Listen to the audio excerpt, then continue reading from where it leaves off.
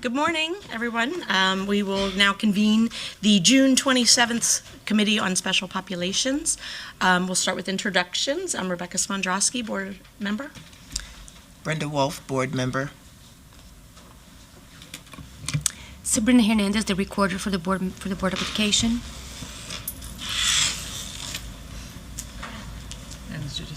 I'm Cindy Spooner. I'm a physical therapist with the Up-County Infants and Toddlers Program. Hi, I'm Amy Kropp, Director of Pre-K Special Programs and Related Services. Good morning. Hi, I'm Rachel Tate. I'm an elementary school teacher at Burt Mills Elementary School in special education. Good morning, I'm Lisa Shen, Resource Teacher at Dufief Elementary School. Good morning, Greg Barron, Principal at Dufief Elementary School. Good morning, Kevin Lowndes, Associate Superintendent for Special Education. Maria Navarro, Chief Academic Officer. Good morning, Kim Statham, Deputy Superintendent, Office of School Support and Improvement, and you may be wondering why I'm here because of the specific. I do attend these meetings if there's, all of the topics are important, but the fact that you all are going to be talking about the academic performance of students, obviously in our office we are responsible for all of our students, so that's why I'm here. We appreciate you being here. Thank you. Danielle Seskin, Legislative Liaison for the Board. Good morning, Lori Christina Webb, Chief of Staff for the Board. Good morning, Carla Silvestre, School Board Member. And I do just want to clarify, as I understand, normally there's always somebody here from your office, so I do very much always appreciate that, and I'm glad you're here today. So first we'll start with the informational summary. Do either anyone have any comments, concerns? Okay, so in that case, we will move on to our first topic, which is the mid-year to mid-year academic progress of students for special education, and I will open it up to you. So good morning again, board members. We have a team assembled to give you a picture of our, as you mentioned, Ms. Mandrowski, our mid-year to mid-year progress, and to talk a little bit based on special populations requests to come every year to look at the progress of our students in our various programs. We also want to spend some time going a little bit deeper into the work of programs, especially programs where we've had increases in students over time for MCPS.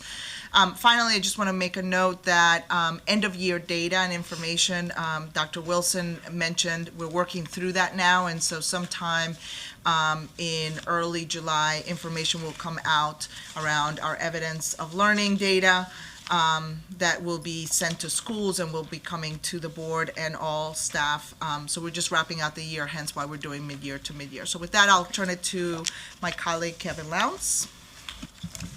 Thank you very much. Thank you for having us here today. It's a great opportunity for us to share with you the data, but more importantly, it's important for us to share with you what we're doing as a result of the data and how we're working to improve. And so I'm going to spend some time going over the data, but I'm not going to go that deep into the data because I think it's more important for you to hear from the schools about what we're trying to do to improve the data. And we have some great folks today that are working with our students in the buildings and that have taken some of the trainings that have been offered and some of the programs and are applying it. So I think it's important for you to hear how the trainings are going in the schools and how they're applying it to help students achieve at a higher level.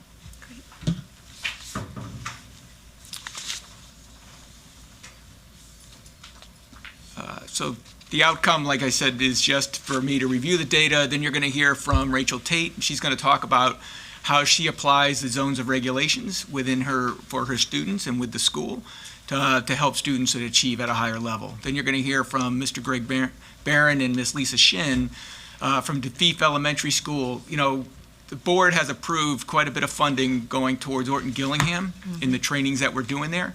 And I'm real excited for you to hear how that money was spent and how schools are applying the trainings that they've received. And they're doing some great work at Dufief, and I'm excited to share that. And then we're going to hear from Amy Kropp, who's going to talk a little bit about the pre-K programs and the type of data we collect to see if our students are improving. And then and lastly, you're going to hear from Cynthia Spooner, who's actually a service provider for the Infants and Toddlers program. And I feel like it's very important for everyone to understand, you know, special education services from birth to 21, and those birth to 2 are very important. And the support that our system offers the parents and the students at that age is critical to how they end up doing later in life. And I think you're going to find out what Cynthia says is fascinating, and you're going to be proud of what the system offers the families from birth to 2. So let me begin with some data. The first thing I would like to share with you is some PARCC data. And these are broken out. So the state, when they give the data for students with disabilities, they give the data based on primary disability code.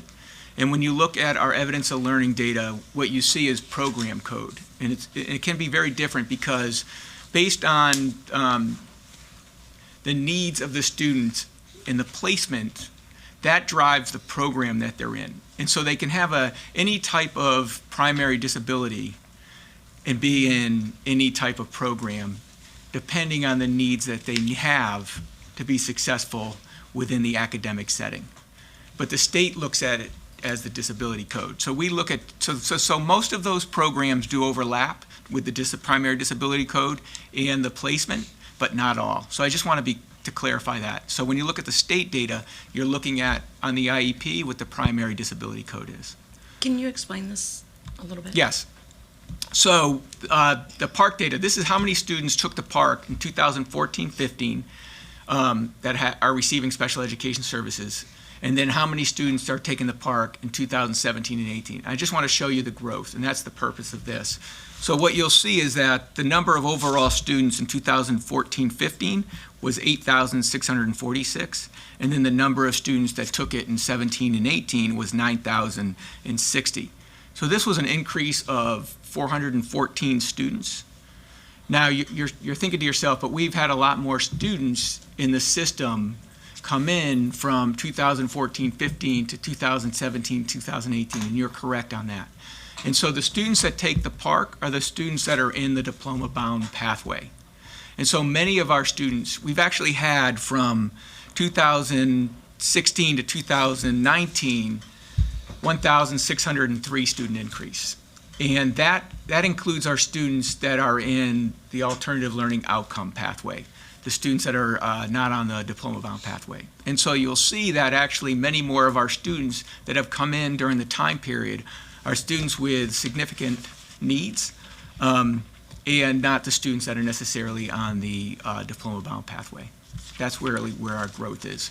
And I think I've shared at the board many times that if you look at the growth this year, it's really in the autism program and the pre-K programs that we had to add additional staffing to meet the growth needs for this year. Can you give us the totals again? For the total numbers you for said. here? Sure. Mm-hmm. So in 2014-15, the number of students that took the PARCC was 8,646. And then in 2017-2018, it was 9,060. And once again, these are students that are on the diploma-bound pathway. And so therefore, they took the PARCC. And it's all students with disabilities. And if you notice, the fastest growing population, which makes sense for our students that are on the diploma-bound pathway, are students with specific learning disabilities. And so those are the programs that we have and we call in elementary schools. There would be our homeschool model students. In our middle school, they would be our hours-based staffing students. And then in the high schools, there are LAD students.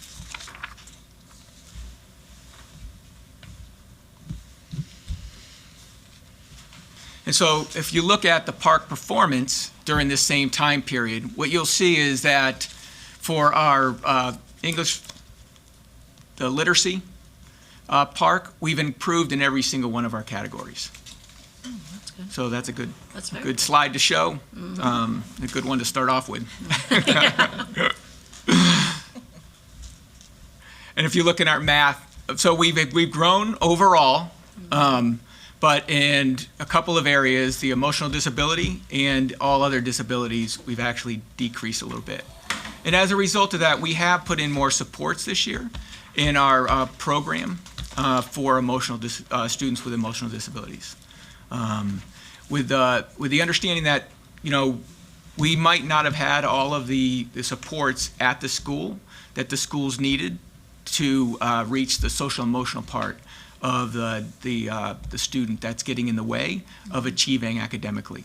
And so as a result, I've said a few times here now that we've added some social workers and we've added some trainings in these programs that we're going to work with the foundation schools, and they worked with Magruder last year, and we've had good results in training our behavior specialist teachers that are going to be in these, working with these programs, and training our resource teachers of the secondary programs with students with emotional disabilities. That would include the general ed teachers, or no?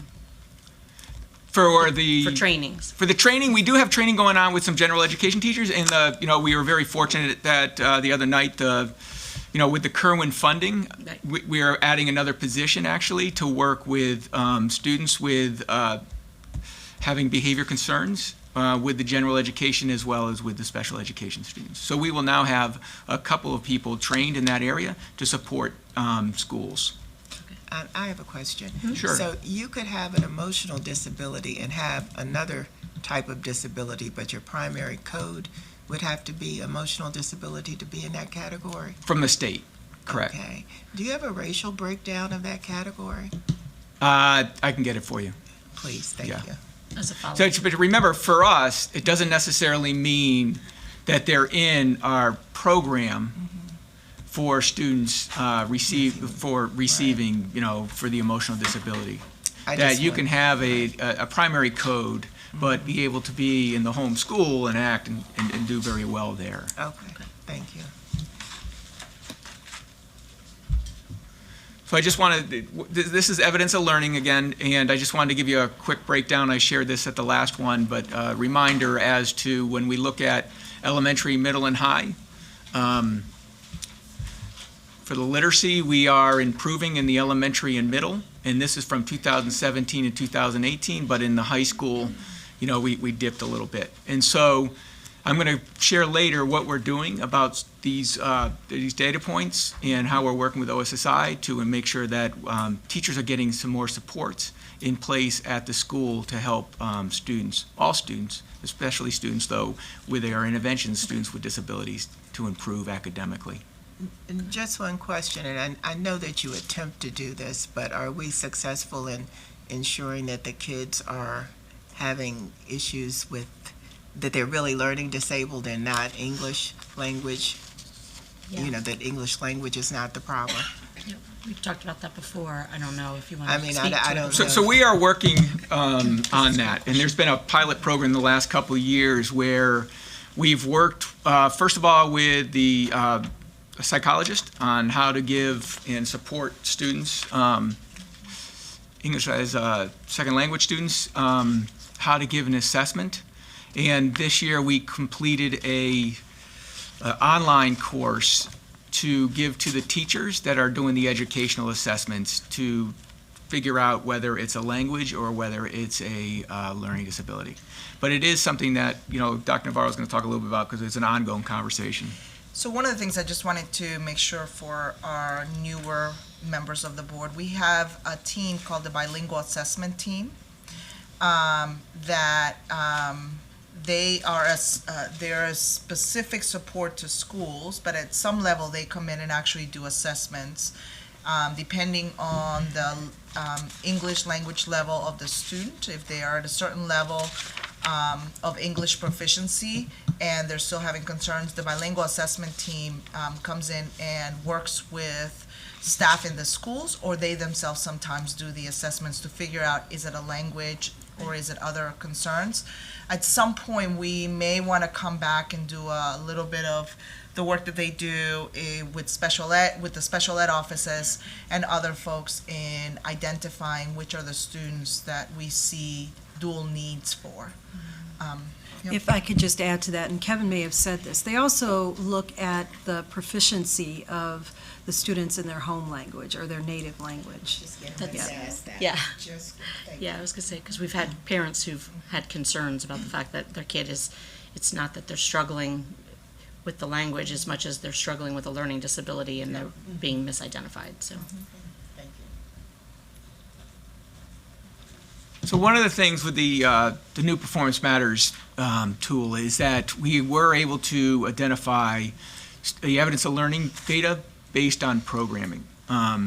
And so it's been a great tool for us because it allows the supervisors of the individual programs, and it allows our supervisors that are working with OSSI to look at supports that can be identified for the students within programming. And so it also allows us to look at specific interventions that we might be able to buy or purchase or train teachers in based on both the programming and the needs of the students within those programs.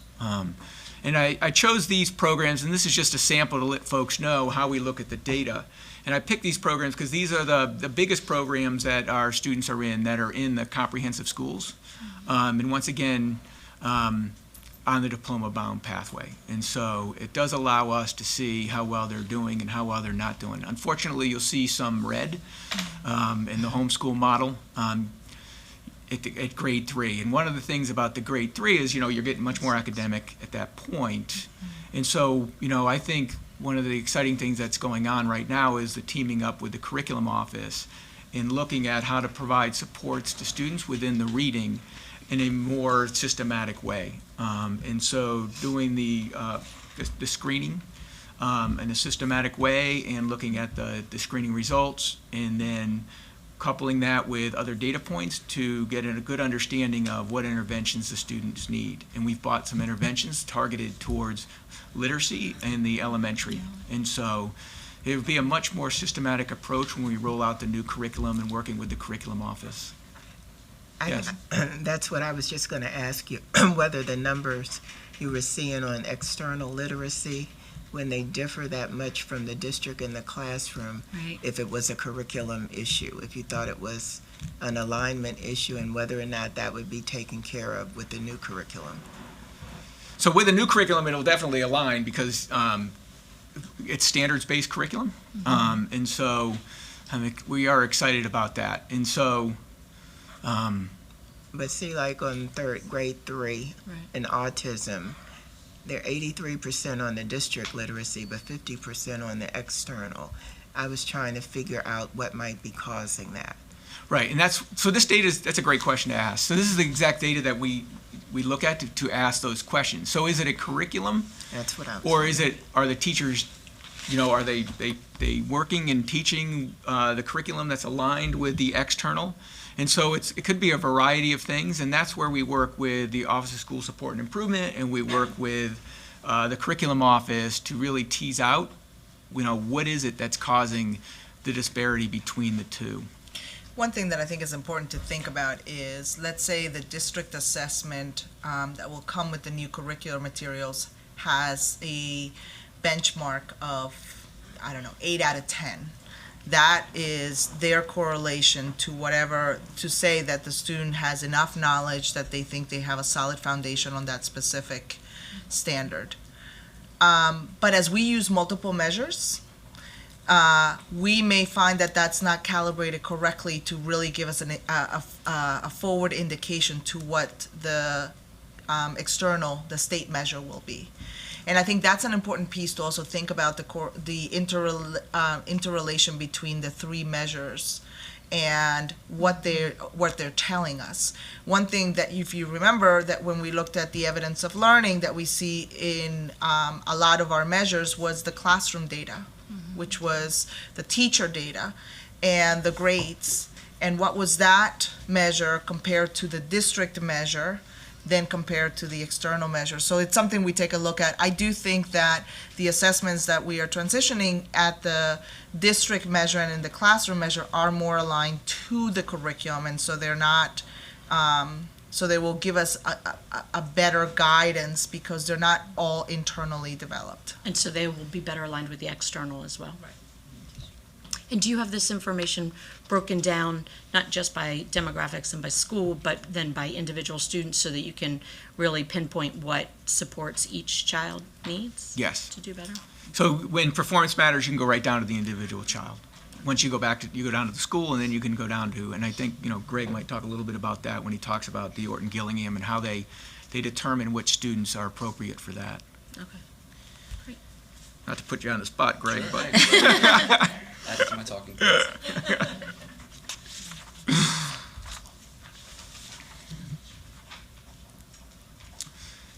within math, once again, at the middle school level, at the high school level, we have some work to do in math. And one of the areas that we did buy for next year was, we heard it from our middle schools that we needed some more help and support to help students that are struggling with the math. And so we did buy some interventions for the math for the secondary level that we will be rolling out, and we'll be providing training this summer to help and support students that really are falling behind within the math pathway.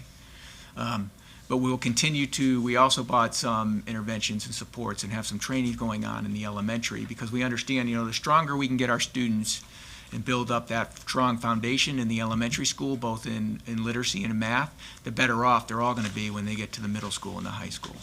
And so, once again, we're working with them on the rollout of the curriculum and on the identification of students that need help and support, and then what are the help and supports that they need, and rolling out interventions in a way that we're identifying specific needs that they should be using the interventions for. Question.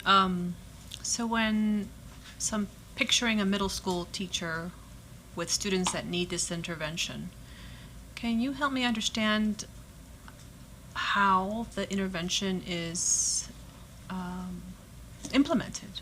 You have from the beginning, like how it's identified originally? Just like you have 30 kids in the classroom, you see that some kids have special needs. You're teaching a lesson, right? You're not doing small groups at that point. So how does the student get that intervention in the classroom? So actually, we're working right now with the curriculum office and with some principals to get a good understanding of how it would be implemented.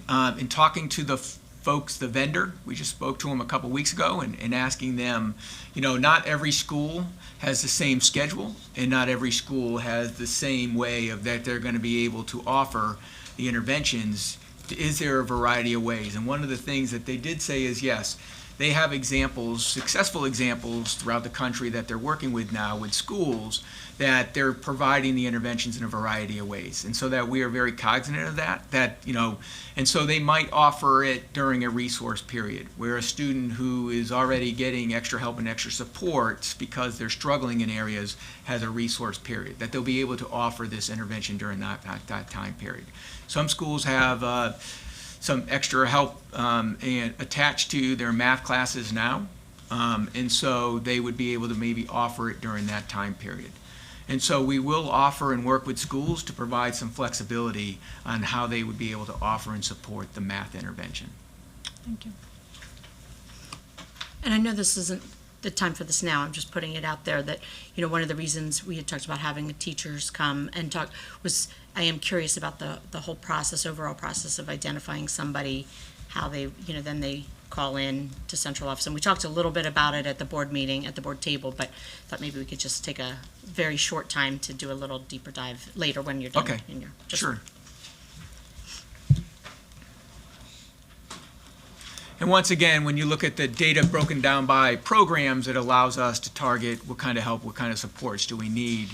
And once again, when you look at third grade and when it gets a little bit more academic, and later in grade 6 and grade 9, we start seeing the reds. Do you have concerns at all about this being related at all to the homeschool model and changes that need to be done with that, or? So I don't have concerns with that, because the students that are in the homeschool model are students that have a specific learning disability, but not to the point where they need to be in a self-contained class or some other type of environment. And so, they need to be and get good first instruction, and then they need their supports within that good first instruction in order to be able to be successful. And so I think what we need to make sure, that we're doing is that teachers have a good idea of how to provide the accommodations that are on students' IEPs.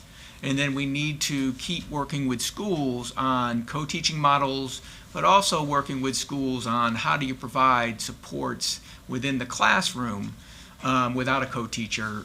If a student, service hours don't require that they have some extra type of teacher in the classroom. And so, we this past year we've worked with Dr. Diekert, and she has come in and given our gen ed teachers some ideas, as well as our special education teachers, on some of the strategies that they could implement within a gen ed classroom to help our students be successful. And I think we need to keep supporting students, and it's very important to keep supporting teachers on what are strategies that we've known that are proven to be effective with students that have a wider continuum of needs within their classroom. And we'll continue to work with OSSI in making sure that teachers are getting the help and support that they need in order to get that. And again, I know this is a different, more in-depth thing, but, I asked before too as well, have we considered hiring a position to go, a special education person to go into schools, work directly with not just our special education teachers, but more specifically our gen ed teachers, to go through the list of every child that has an IEP or a 504, explain to them what that means, make sure that they understand the goals and the interventions, and help to be able to make them be more successful with our students, because that's what concerns me about that. So I'm glad you brought that up, because I think that's one of the areas that kind of popped up when we started hearing from schools about the quarterly reports. And I know maybe you've heard one or two people about the quarterly reports. And these are, quarterly reports are required for every student that's receiving special education services right around the report card time to get an update on how students are doing towards their goals. And whether they're making progress or not making progress, and then providing some type of evidence that shows whether they're making progress or not making progress. And what we're hearing is that through this, looking into the quarterly reports, we're hearing that some of the gen ed teachers aren't getting, they at the beginning of the year, they don't always, like you just mentioned, don't always get what the accommodations are and how to provide those accommodations for students. And we've heard from some parents that their teachers aren't even aware that their students are supposed to be receiving. So we need to make sure that, each student has a case manager, special education case manager, and that part of the idea is, or should be happening, is at the beginning of the school year, they should be meeting with every teacher and going over the accommodations for students, and then explain kind of what the accommodations are. Who does that? And I know Dr. Statham. So specifically, and it concerns me when I hear that teachers don't know not only that a child has an IEP, but more specifically, what's in the IEP if they do know. That one exists. So at the elementary level, there's a special education resource teacher who is responsible for making sure that all teachers are aware of which students have IEPs, what the goals are, and then monitor throughout the school year. At the secondary level, we have a counterpart, the special ed resource teacher, is responsible for that as well. But it's not a one-shot deal. I mean, it needs to happen at the beginning of the year, but then also monitor to make sure that those accommodations are being provided in the classroom every day. And so that is something that we look at in terms of the homeschool model. There is a disconnect there. We need to make sure that all teachers are aware of the needs of students. So I just wanted to be specific that when we talk about case managers and folks like that, that there is dedicated staff in the schools who are responsible for that. And who did you say it was at the middle and high school level? The resource teacher? The resource teacher, especially. Mrs. Wolf, did you? Now, I just have one question. We were on math. Is this the right slide here? Because it's the same slide you showed for literacy. Was this the?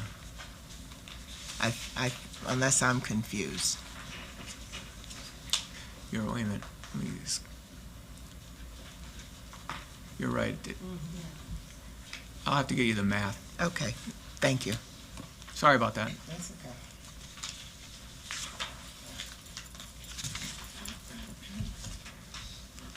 So these are some of the things that we did this past year, additional to the things that we've always done, is that, once again, we brought in Dr. Diekert to work with our schools, both the elementary, and this year we actually included the middle schools, to talk about co-teaching practices, and then also other strategies that they can use in the gen ed classroom to reach a wider range of learners within the classroom.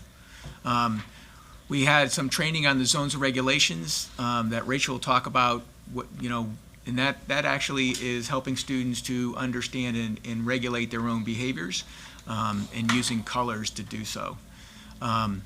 We bought some resources for our students that are on the alternative learning outcome, because one of the things that we had heard was that they're creating all of their own curriculum and it was taking a lot of time, and it also didn't allow for some consistency across the county within those programs. So we're talking about the Learning for Independence programs, school community-based programs, and the extensions programs.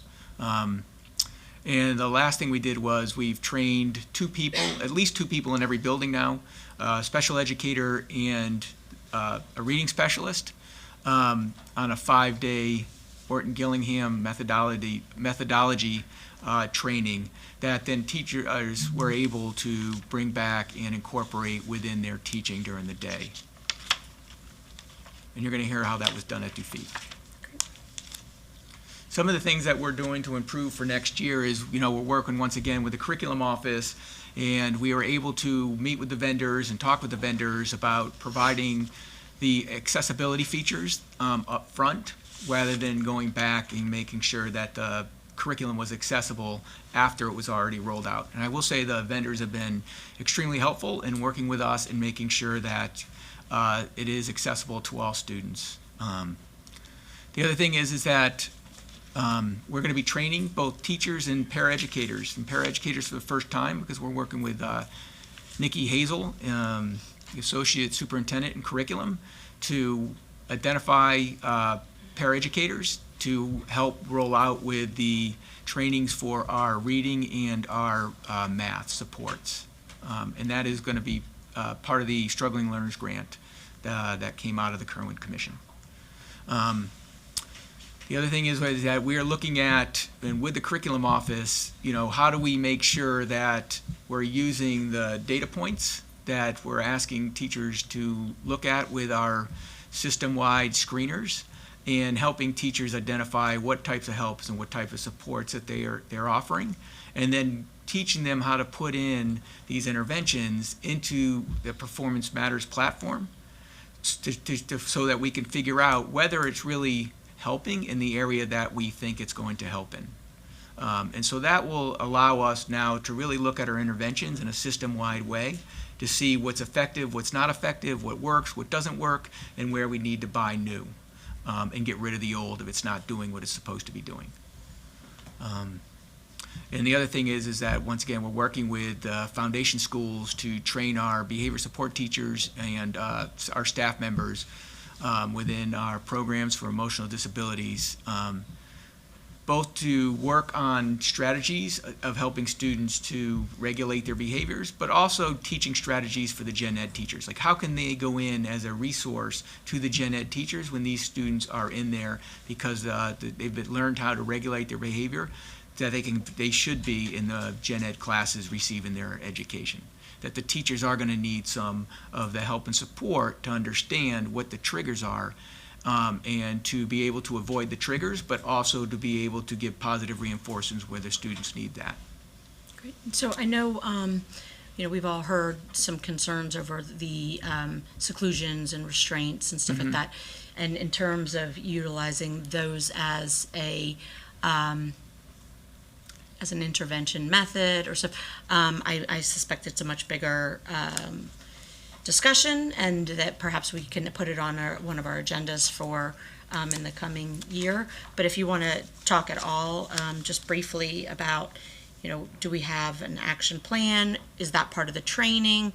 Will it be part of the training? So we do have a dedicated person who's dedicated to the CPI training, the crisis prevention training, who really works on de-escalation skills, but part of the training is on restraint and seclusion techniques. And I'm excited to come back and get into detail on this, because I think you'll be impressed. One of the things that has popped up is the amount of restraint seclusions that are out there for Montgomery County Public Schools. But I think part of that is that we do a great job of training our teachers on how to report and that we do a good job of then following up on those reports to make sure that it was done correctly. Because this person actually, part of her job is not only to train, and her name is Jody Chesman, but it's also to follow up and make sure that the restraints and seclusions were done effectively. So, I would like to come back next year with Jody and with also actually a representative of the company that we work with, to give you a more in-depth understanding of what we're training our teachers to do, and how we're training them to report. Because I think you will be, you'll be impressed with what's going on and how we're being being proactive in this and making sure that we're doing the right things by students. Great. Ms. Wolf? As you know, we passed a policy the other day that dealt with the threat assessment teams that are coming up. And I want to be sure that the children that have special needs are not seen as a threat. Are you going to be having a representative on the threat assessment teams and tracking that information in terms of instances, I guess, that it's used? Well, that I'm going to have to defer to Dr. Do you understand what I'm asking? Absolutely. So there is a concern, and I think Dr. Conley would say that one of the things that we sometimes hear is students with, for example, emotional disabilities that are at a high risk to be seen as a threat in these processes. Right. Exactly. And actually, what we may want to do is see, as we look at the multiple areas, is to unpack this piece, because part of her training has focused a lot about looking at different levels and really assessing the levels of threat, but looking at the students. And there is, in her trainings, there's a lot around patterns, behaviors, and also understanding who the students are. So absolutely, we've had conversations. It's part of the professional development that staff are taking into account. It'll be interesting as schools go through more and more of the behavioral threat assessment professional development that we come back and actually ask schools whether they understand and are able to, when they meet as a team, to take a look at a specific case and assess the level of threat, how they look at multiple information about the students, one of them absolutely being, and I'm glad that you publicly have brought that up, their special need. Thank you. So I'm going to go ahead and ask Rachel to present, because we're running a little bit behind time, on what she's doing in her school with zones of regulations. Rachel? Good afternoon, council members. My name is Rachel Tate, and I am a homeschool model teacher at Burt Mills Elementary School. We serve a population of 650 students. We have exactly, I believe it's 42 students that are currently diagnosed with learning disabilities that myself and another special educator service this year. I really have to give all the credit to a young woman named Megan Berger and Ashley Bell, our school counselor, who rolled out zones of regulations this year. It is a 4-tiered system in which the colors red, yellow, blue, and green are used in order for students to identify their different emotions of how they're feeling. Green means they're ready to go, they're able to be actively engaged, and they have the right behaviors to actively participate in learning. Then as yellow, they might feel frustration coming on, they might feel some type of embarrassment coming on, something that might hinder them from properly being engaged, but they know how to cool off within a couple seconds. Then they go into the red zone, which means that they're just not available for learning, they need to take a break, and they have specific coping mechanisms in which they can utilize that they're taught from our teachers, specifically from the special educator and the counselor, to identify how they're feeling, when they're feeling that, and to walk away from the classroom and say that they need a break. And so at this point in time, there's something called a regulation station inside every single classroom. And the students participate in making it what they want it to look like, what their area of relaxation should look like. So in one classroom, we had a teacher who hung up a big beach poster that the students wanted, and it was a beach lounge chair, and they would face looking the beach like this, and then she had like little, she had different beach balls around it. And there's also was sensory integration toys. We had kinetic sand that they could play with, different Play-Doh that they could work out. Other teachers had journaling zones in which the students could journal about how they felt. If there was some type of altercation or conversation that was not positive, the students could also write apology notes, and they could practice identifying how they felt and what steps they need to take in order to feel better. Now, this was not exactly a get out of free classroom pass. Students had a certain amount of time that they utilized, and most students did utilize it when they were in the regulation station, and they would think about how their different stressors affected them and triggered them, and then they would return to their designated area of academic learning when necessary. And this was pretty cool because it was offered in even the art classroom, the music classroom, the general, all general education classrooms, and also including the gym as well. And we even had one student who had like his own zones of regulation that he needed inside all those areas that I created for him as well. And so this was really good in having students be able to self-regulate, which we found helped them cope better inside of the classroom. So once we were able to empower the students to self-regulate their own emotions, they could tell when a trigger was coming on and then take the steps in order to be proactive about it and help themselves de-escalate from the situations in which needing such heavy adult support was not needed. And you could see this from the kindergarten to the 5th grade level. The second thing that we really went ahead in, and I happened to take an interest in this year, was I got my certification. I just finished in restorative justice practices, and I brought into my classroom at the very end of the year restorative justice practices with my students. And so what I have learned is that I really had to set the foundation with my students, and that we're a community as a whole, which also includes parents and all stakeholders. It's not just the students that are participating in these type of restorative conversations. We have to have the support from everybody, even outside people that are taking part in it, coaches, different tutors, and to really help support us. So once we established our restorative justice community, then when an altercation would happen or if an argument happened between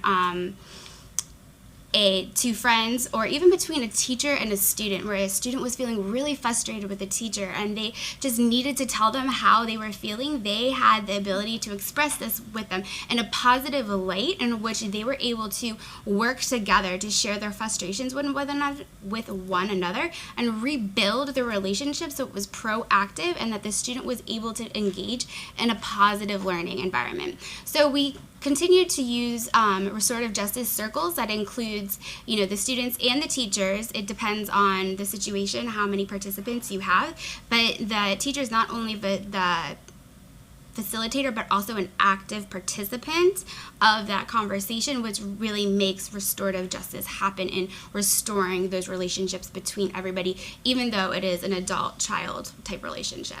And so Can I interrupt you one quick absolutely. minute? So when you said the teacher's facilitating it, well, if the issue is with the teacher, do they just bring in somebody else? Or? Yes, that would usually be a school counselor or another teacher that was able to help facilitate from an outside perspective that was an unbiased point of view. Okay, and this is the homeschool model, so this is for all students or all students. Just for the, okay. Yep. This is something I just happened to do with mine at the end of the school year. And so just to end it, so restorative justice really helps to increase the student's sense of self. We found that it decreases behavior, and along with the zones of regulation, these students were given the tools to really help self-regulate, which is what we want overall as adults. We're able to monitor our own emotions and filter out when we need to use them appropriately at different times in different places. And so these are part of what we're doing to help our younger students do that and teach them that there's an appropriate time and place and reaction for different things going on, but at the same time acknowledging how they're feeling. And so we will be continuing it this school year for zones of regulation, definitely. I hope to build my own restorative justice community better and have more of a solid foundation if I can continue to use that as well. And Burt Mills has done an amazing job this year in working with our students, and I'm really proud to be a part of that community. Very nice. Any questions? Thank you for this great work. Yeah. Just curious though, system-wide, where do we see this across the entire system? Plans for doing that? this is a great example, but is this? So we are continuing to roll out zones of regulations, and we really focus in on, right now, making sure our schools that have the discrete programs, our autism and our emotional students, programs with emotional disabilities, and some of our other programs are trained, and we always encourage them to work with the whole school in making sure that they share what they've learned and help support the whole school. And I know Rachel was trained with the zones of regulations because she worked in one of our extensions programs prior to going there, and so there's a great example of training folks and then them taking the training that they receive and sharing it and helping the whole school improve by using the trainings that they've received. We talked a little bit yesterday at ANS about the 360 Be Well 365 and got some great examples of some things that schools are doing in terms of overall wellness for their students and for their staff. It seems like these are the type of things that could be mixed together, work together to.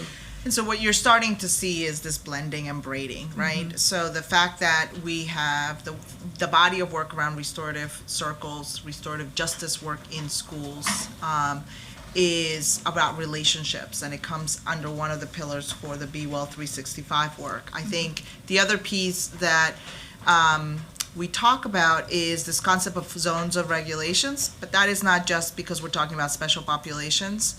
In all honesty, we have, and when teams, we took a team of teachers and principal and central office to Nashville to look at what they had done around social-emotional learning and support. Mm-hmm. And part of that work was where we saw classrooms where they had actually done zones of regulations and students had a physical space where they were able to do this. And I think part of that is us blending what works.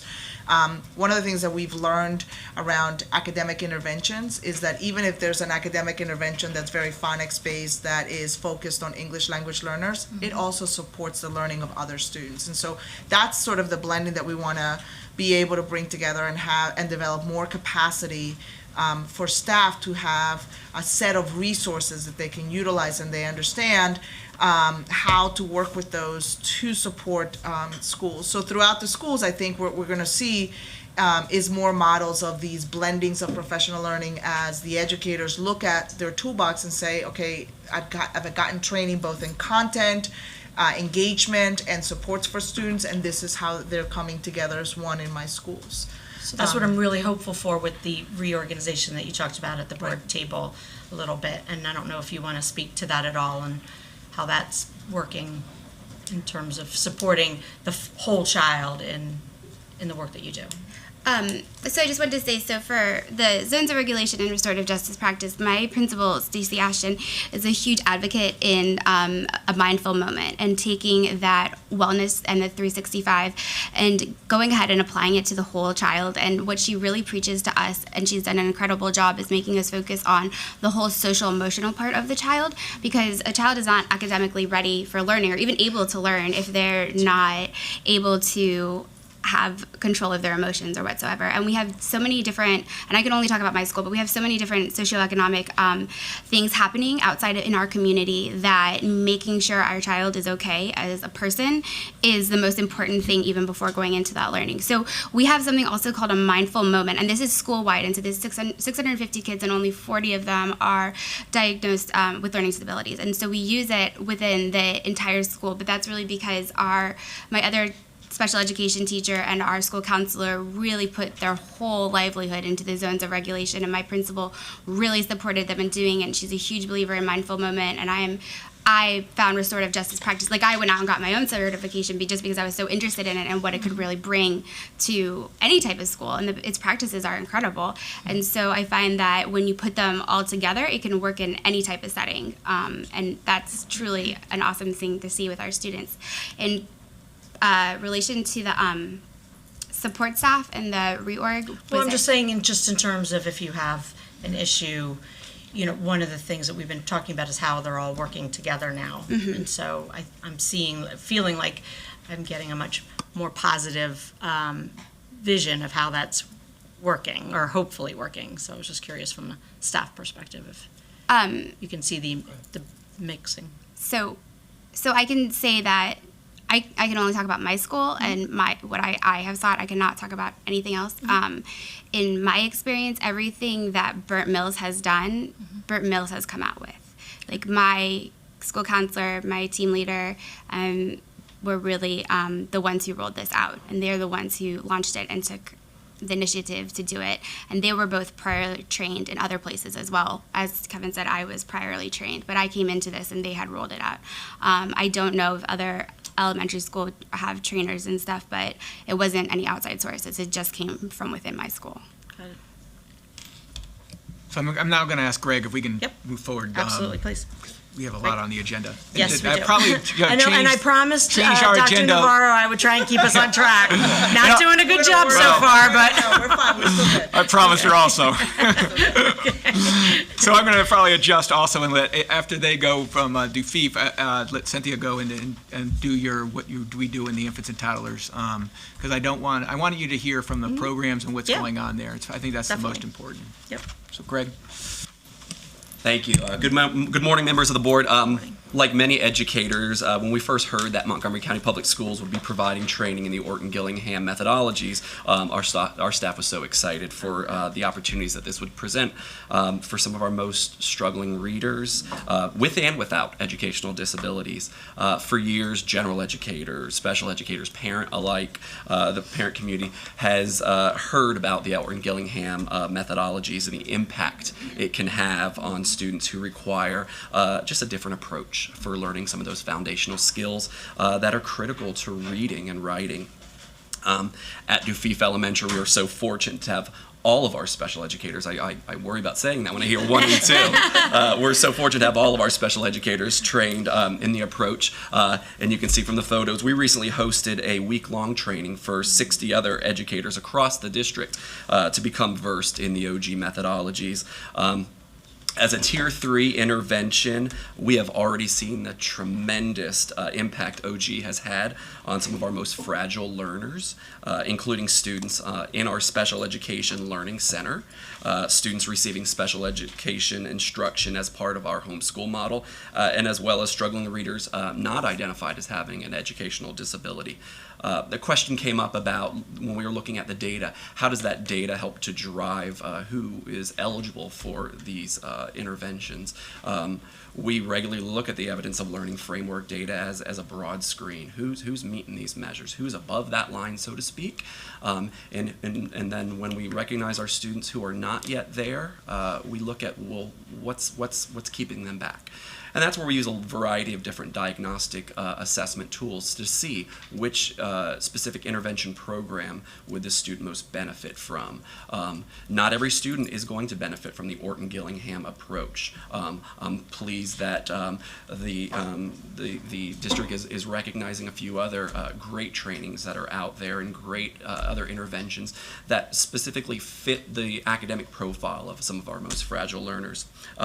So Lisa Shen is one of Dufief's special education resource teachers. She's here to share a little bit more about the approach and some of the tremendous success that we've already had early on with OG. Great, thank you. Good morning. As you know, my name is Lisa Shen. I'm one of the resource teachers at Dufief Elementary. I attended the Orton Gillingham training last fall, October 2018, so it was a 5-day, very intensive training actually. And I knew immediately, as soon as I got back to school, I was able to implement it immediately. And I knew sitting in the training who I wanted to be in my groups, because it is, as Mr. Barron said, it is geared towards students with difficulties with decoding, phonemic awareness, phonemic manipulation. So for example, if you look at the blending board in the picture with the word chat, they would have difficulty manipulating those letters. If I change the CH to a TH to say that, it's students who have difficulties with those phonemic activities. So the reason I really like Orton Gillingham and that I think it's so effective is that it's a multi-sensory approach. It brings in visual, auditory, and kinesthetic learning. And over my years as a resource teacher, 20 years, I've seen different reading interventions. Some have been effective, but I've never seen the kinesthetic component, and I feel like that is really key to helping them commit the sounds to memory, and it's just using sometimes the auditory, visual, and kinesthetic all at one time. So I think that's one of the reasons it's effective. Just as an example, if you look again in the slide, there are students with sand trays. So what I would do is hold up a letter. The students say the letter, the sound, and they're writing it in the sand at the same time. So it really helps them commit those sounds to memory. And it keeps them engaged, because who doesn't like to play in sand? So they really enjoy it. And sometimes with the blending board, I'll let one of the students act as the teacher, and I sit as a student, and they manipulate the sounds. So there's a lot of that kinesthetic approach that is really helping. In terms of other kinesthetic examples, when we learn syllable division, they pound the syllables. So they're not just seeing the word and dividing it, they're also feeling it. They're feeling how it sounds when they're dividing a word into syllables.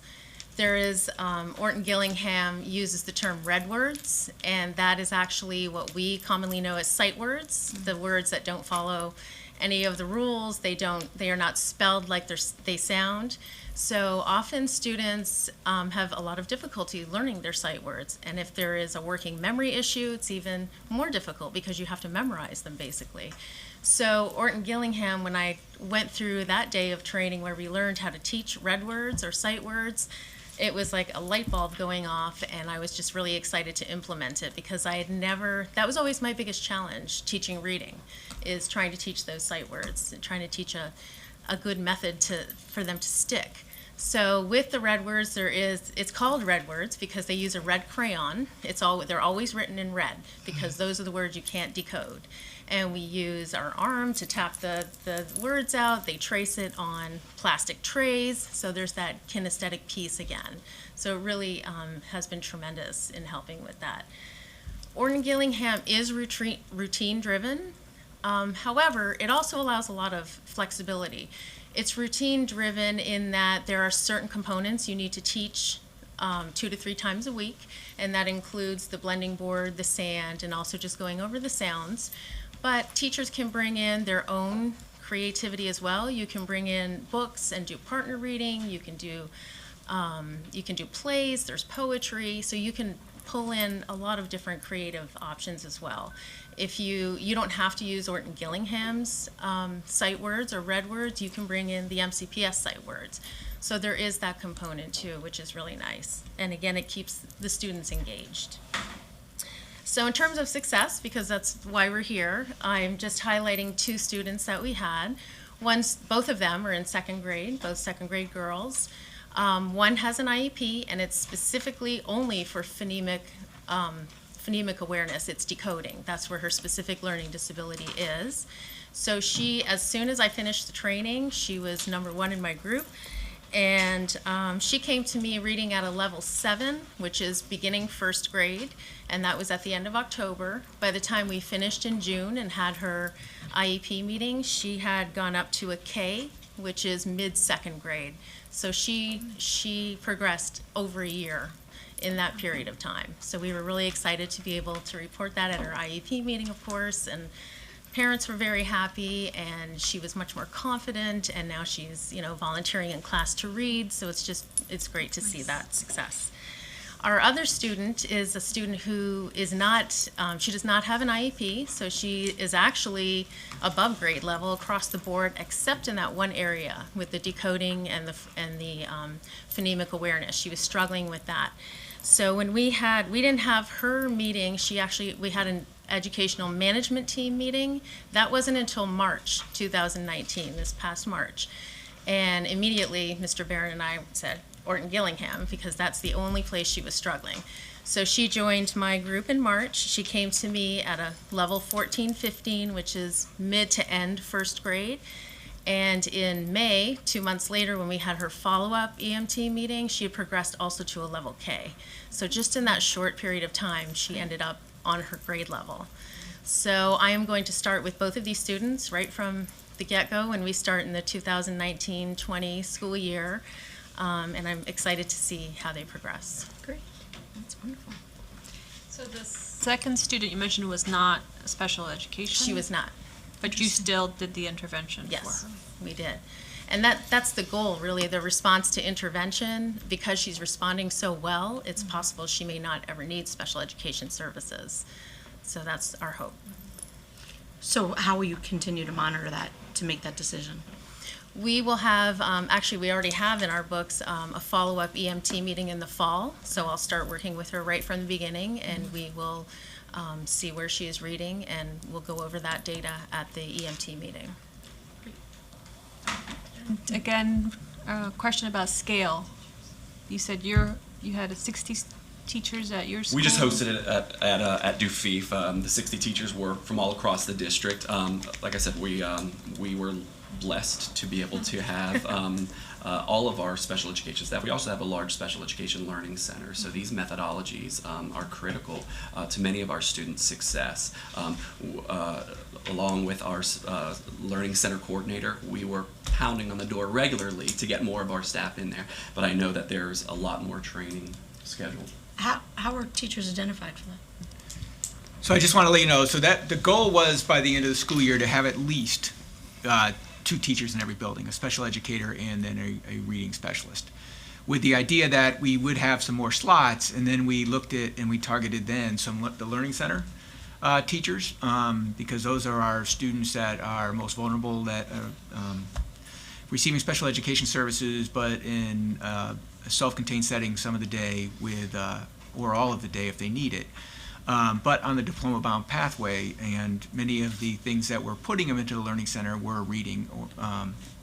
And so we did train and put something out to all of our learning centers that, send more of your teachers that are in the learning center.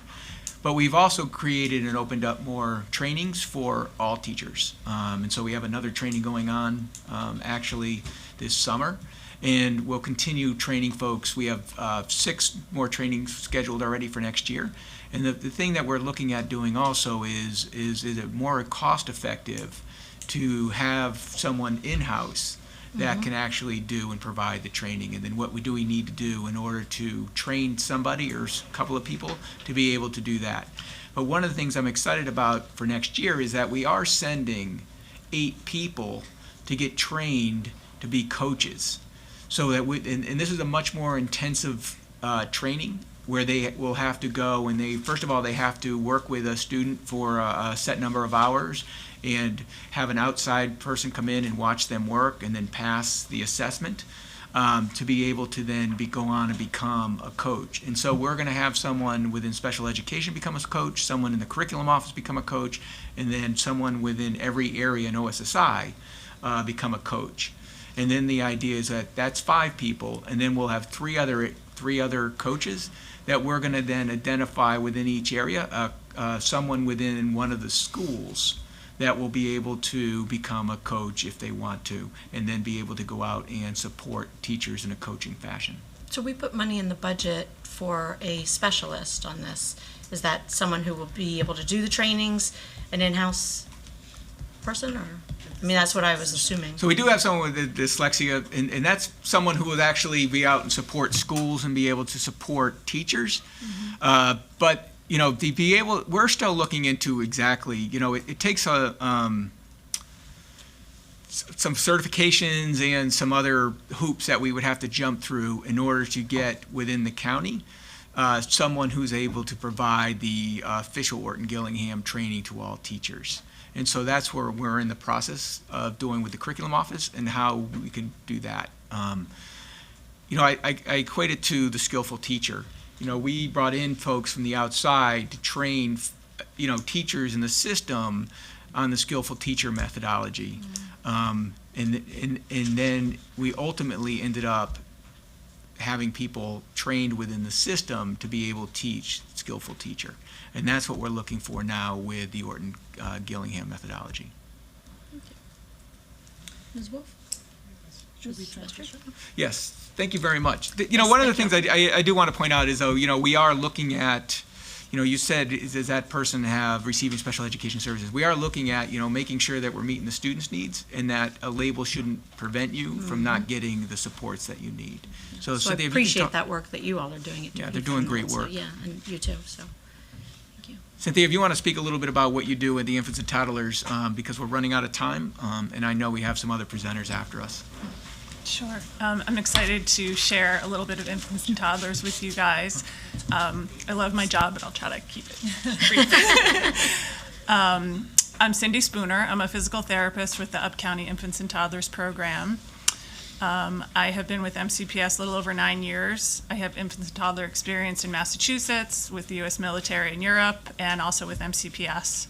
The staff with infants and toddlers includes OTs, PTs, speech therapists, special educators, mental health support, social workers, nurses. We consider ourselves early interventionists, meaning we have specialized knowledge in early childhood development.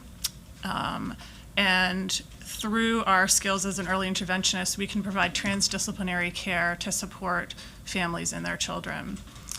One of the evidence-based ways we provide this support is through coaching. Infants and toddlers is guided by the 7 key principles of early intervention, as well as by the MSDE regulations, COMAR. We firmly believe that children's parents and caregivers are children's first and most important teachers. The old school method of the home care model, go in, do your therapy, and go home. It's not very effective, and it doesn't really promote a lot of meaningful learning. But if we can coach parents to teach their children, we can provide learning opportunities 24/7 for those kids. Another evidence-based way that we help families is through the actual development of the IFSP, the Individual Family Service Plan. We've been trained in authentic assessment, where we gather information about the family's concerns and priorities for their children.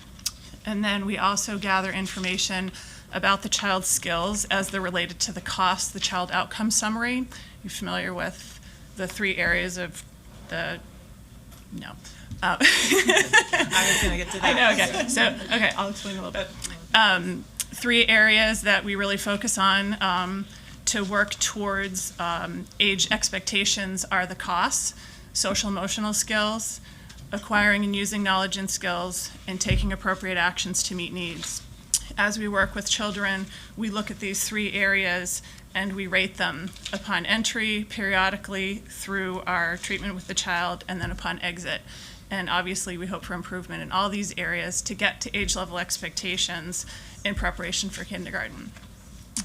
The IFSP. So we also create outcomes in the IFSP, and then we relate the outcomes to the costs. We provide our services in natural environments. Natural environments could be the home, it could be childcare, it could be community settings. We really work to coach families to make meaningful interventions in these areas, to make the interventions more meaningful for the children as they relate to their IFSP outcomes and the costs. We're skilled and trained in recognizing different adult learning styles. We can kind of modify our coaching style to meet the needs of the parents. We use a lot of reflective questioning in our sessions. We begin our sessions with a joint plan from the session before. We end with a joint plan for the next session. It really promotes meaningful family involvement and what matters to them. After each session, we do a family visit note. We kind of write down everything we did.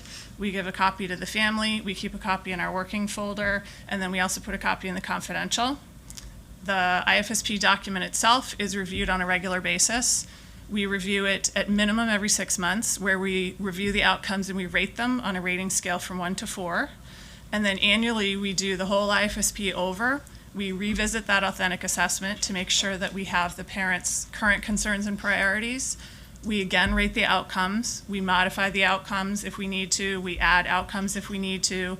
And then we also revisit the costs. And we try to measure their skills in those 3 areas I mentioned, and we look for improvement in those areas. And one other way that we can measure improvement is transition testing. As children are 32 months old and we're looking to potential transition to preschool, we do transition testing, which is comprised of standardized testing. We write a transition report. Within that report are the results from the standardized testing, but also the costs, the updated cost information, and then we also do an exit costs rating. Okay, that was really quick. That's thorough. Yeah, that's it's a little bit of what we do, just kind of a big, broad picture of one of the best jobs you can have. I like to hear So somebody who one of likes the things I'll interject is I just want Amy, and I know we're going to wrap up. I just wanted to show the data slide. Part of what we are, frankly, coming to the board members to discuss, and we've said it in a couple of different venues, is this early investment. Yes. Is showing us that academic data is being impacted. And so I know we have a couple of different slides, but we are starting to see that, again, we're talking about young children and the investments that we're doing both when we go to do parent education and early supports, as well as when they transition to our PEP programs, our pre-K programs. We've come back to the board and talked a little bit about the investment in pre-K. Throughout, we're seeing more and more of this movement away from reds and yellows to greens, if you will. And I think this is just another component of that early investment and the payoffs that we're seeing early on. So I just want to see if board members have any additional questions, or if not, request to transition our members at the table. Ladies, okay, we're good. Thank you all so much for coming here and coming out of your buildings and taking of your free time to speak with us. We do really appreciate everybody's work. Let's talk about it. Can I see the remote? So, while we're in transition, I'm going to ask my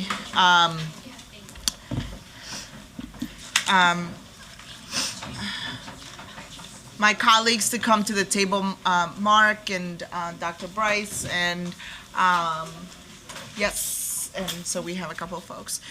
Ms. Mandrowski, one of the, our second update and discussion for Special Populations Committee centers around a request that the board members had around giving an update on supporting our LGBTQIA, our LGBTQ students and communities in general.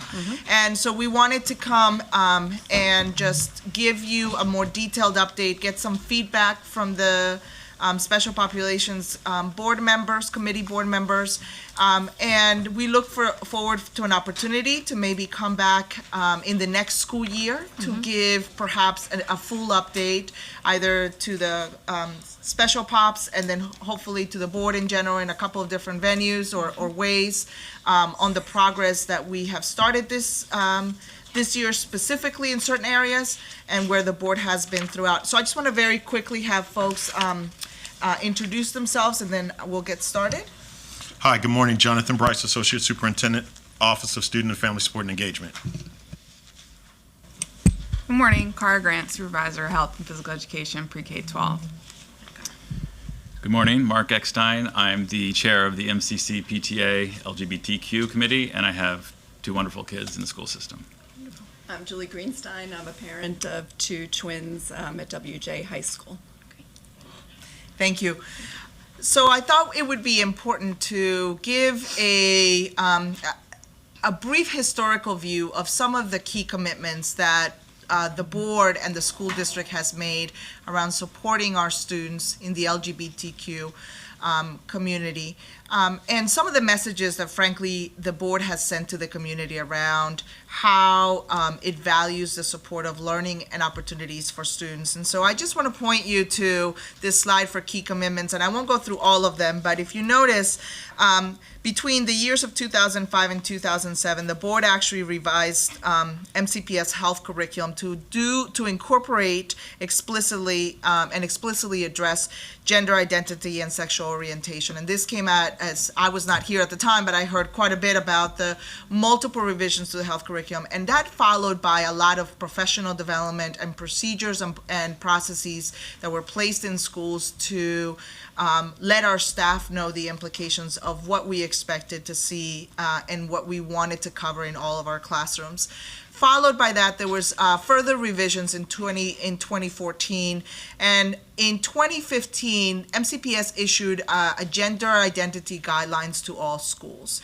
And it was based on work, some of the folks in the audience and here were part of a year-long work group that really kind of unpacked for us what those guidelines needed to look like. Excuse me one second, I just want to interject here and mention, our Chief Staff, Ms. Webb here, I know she did a lot of work on this issue as well, so I wanted to just mention to feel free to jump in, be part of the group, part of the panel, so. Sorry. And thank you, and actually, Ms. Webb may be called upon. She's very passionate. To respond. She's very passionate about this topic too. To respond to this, and Ms. Webb worked in the CAO's office, Yes. and I think part of a lot of the work that happened in supporting a lot of families that came to MCPS when administrators and staff, frankly, were new and green to this topic and continue to be. Had Ms. Webb put together a group in central office whose focus was to support schools. So I can very much attest to the deep work of learning and commitment to learning that she instilled for a lot of staff members to be able to support our students and our families better. So as we move down the trajectory, in February 2017, the board president and the superintendent issued a statement reaffirming our commitment to providing welcoming environments for all students. In the wake of that very important decision, USDOE's decision to rescind federal protections for transgender students. I think this was a very pivotal point for our board members to come together and issue such a statement. I believe we may have been one of a few, if not the only, school districts that actually, as a board, submitted that that letter. And then we continue this work. This is not work that ends. In June of 2017, we revised policy ACA, the non-discrimination, equity, and culture proficiency, and we added additional language. We actually, to the guidelines, have revised them a little bit more too, because Dr. Bryce's office and others have been working on revisions, and those actually are coming out now. I think we did inform the board that we just finished the revisions moving forward, and this culminates with board actions. But I want to also talk about the fact that we have 13,000 teachers. We have almost 24,000 employees, and the board sends a message to its community about what its expectations are, and then the rest of us need to find venues by which we educate our staff, our students, our parents, around how to create supportive, welcoming environments. And that's where we are. And we are at different stages of that as we think about it, as it relates to facilities, as we work around curriculum, as we talk about professional development, opportunities for people to learn and to collaborate together. So I say that because with MCC-PTA, on May of 2019, MCPS held its first annual MCC-PTA LGBTQI forum. And so I'm going to let my friend Mark go through that. But the point there was that we really wanted to start learning together and discussing some very important topics. So today we're going to, we have Mark at the table. He's going to talk a little bit about that. We have a video afterwards. And then we want to just go with you about where we currently are and where we expect to be as we move this work forward. So Mark? Yes, thank you. So, it's a lot of acronyms. yes. Yes. As we've We need to described. spell them out. Yeah. Thank you again for having me today. And I think as we've described, I think the foundations from the board, the policies are incredible, and I think the work that our school system is doing is great. But in a weird way, it kind of creates this dangerous situation for our students, and that's kind of what I think we learned at the forum, is that, we've kind of opened the closet door, and in 2017, we added these things, and so the students feel comfortable.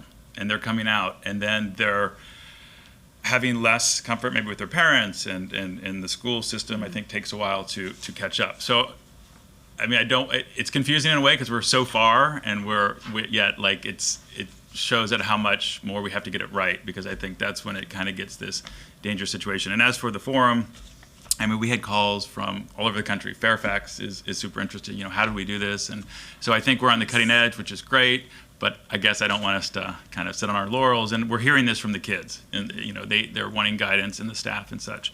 So first, I just wanted to read, have you all seen this Equity Matters? Dr. Navarro's office put this out, and I tweeted that I think this should be mandatory reading for everyone involved, because it is amazing. You know, I go to some of these conferences and we work pretty closely with national organizations, and this is just spot on. I mean, it really, you know, is not just kind of checking off the boxes, and it gets really down and really talks about students and staff and family members and what their thoughts are. And so I just wanted to read really quickly. This is from a woman that just graduated recently, and it was very powerful. She said, "During my freshman year at high school, I had my first kiss and I had my first girlfriend, and I went to Pride for the first time, and I was blossoming into my identity as a lesbian, and I loved every moment of it. I wanted to showcase how I was achieving in a very possible way. But one of the things consistently holding me back from fully embracing my identity was my school environment." If you have it in front of you, it's on the second page. And this is just an excerpt, so we can all go back. The full one's on the couple pages later. Yeah, and you can kind of dig into it. I never participated in one class discussion of LGBT issues. I didn't learn about historical figures and moments relating to my community, and I didn't read any books by LGBT authors. When I thought about this complete lack of inclusion, I would feel overwhelmed. I felt unwelcome, and at times I felt hated. A lot of this was due in part to the behavior of my peers, but an equal amount of my discomfort was with my own identity was brought on by the lack of understanding by my teachers. And so again, this is not a critique, it's challenging. I mean, I'm a gay man, and you know, I kind of think I was in tears when I read this. You know, it's very powerful. And this person just graduated last year. So I think in this context, it's very important to kind of, you know, we've checked off the boxes, and I think we're doing a lot of things, but I think we just have to really go down to the students and to the staff. And, you know, whether Fairfax is doing better or someone else is doing better, we just constantly have to look back and kind of meet them where they are. So thank you for that. And then in terms of the slide, our goal was to provide the Montgomery County community with information on LGBTQI supports in MCPS. I just ran into Dr. Johnson walking in here, and it reminded me, MCCPTA went to him in January of this year and just said, hey, I think we need to do something like this. And, you know, we just jumped on. They were great. And Derek Turner and Dr. Bryson's office, everyone worked together, and we pulled it together by May. So that was incredible, and I think it's led to a lot of really, really good stuff. So as you can see, the topics included the 7 things, I believe, and they were breakout sections. So what we did is the second hour of the forum, we broke into 7 different rooms and really broke down into some specific areas. The first one is understanding MCPS policy and guidelines, and I think you just mentioned that I see Joshua Sivan here. They just released these updated guidelines in the last couple days, I believe, and really great improvements. And Dr. Bryce led a breakout session on that and got stakeholder feedback. And I don't think anyone expected we would have this done by July 1st. So thank you so much. This is incredible. I haven't had a chance to read the whole thing, but I've heard very good things about it. And just a misconception, I think, you know, because a lot of us aren't like ourselves kind of into this every day, into the weeds. And so I think there's a misconception out there. We say LGBTQ supports, and I think on the website it says LGBTQ supports. So the only thing we really have up there is the gender identity guidelines, right? And so sometimes it's hard to separate what's LGBTQ and what's gender identity. And the way we look at it is, you know, gender identity is on one side, and then sexual orientation is on the other. And it's confusing because LGBTQ throws it all together, right? And so it's hard to understand, but gender identity has nothing to do with sexual orientation. So gender identity is kind of what you feel up here, and then, you know, down here who you're attracted to and stuff. So some of the trainings really spell that out, but it's really hard for community members and such to kind of pull those apart. Because for advocacy, we throw them together, so we're more of a powerful group. So and I know in the training module and things, it's a little deceptive because I hear people saying about LGBTQ supports, and then we show them the guidelines, and the guidelines would have nothing to do with a lesbian 7th grader or a bisexual junior or such. So that's just something, more semantics. So in terms of the second breakout, they were about our GSAs, and like, I don't think there's any other place in the country that has such a great network of GSAs. I mean, all of our high schools have a GSA, and half of our middle schools do. So that's pretty incredible. And I think there's still some work. We're trying to kind of help mobilize this and communicate so they can share information and such. But a really good example of kind of all the work we're doing is that our groups of GSAs participated in this 50th anniversary of Stonewall in the Pride parade a couple of weeks ago. And somehow, I don't know how it worked out, but through the community and through MCPS or such, they got funds and were able to kind of do a float and kind of get money together. And I saw some pictures, so I'm sure we'll be able to get you those. But that was a huge success, and them able to rally, and they felt very affirmed by the administration and the community. Working towards a curriculum, this was done by Cara Grant, I believe, and Dr. Navarro, and so I really appreciate it. They went right into the den, and we had kind of a very lively crowd. I would say 30, 40 people in a room, and I've heard great things about this breakout. And there was one person there that kind of protested, and it got a little tense, and I just was really impressed how everyone handled it. In fact, I bought cupcakes because I felt so badly that they kind of got the brunt of some of our people that don't agree with this necessarily. And then understanding and supporting our LGBTQI students, that really centered around counselors. Dr. Rathbone got some counselors to come, 3 or 4 counselors in the community, and that was I heard very good things about that conversation. This next one was really interesting. The students, we had about 3 or 4 students from middle school and high school come and be on a panel, and it was moderated by a recent hire, a very young person, and they identify as non-binary. So again, this is cutting edge stuff that a lot of people aren't even familiar with these terms and such, but they use these pronouns, they and them. They use the pronouns they and them. So it was really nice because I think that's something that the kids are more familiar with, and this teacher was able to moderate this, and it was very powerful, I think, for the children, students. How one cluster built a team to support LGBTQI students.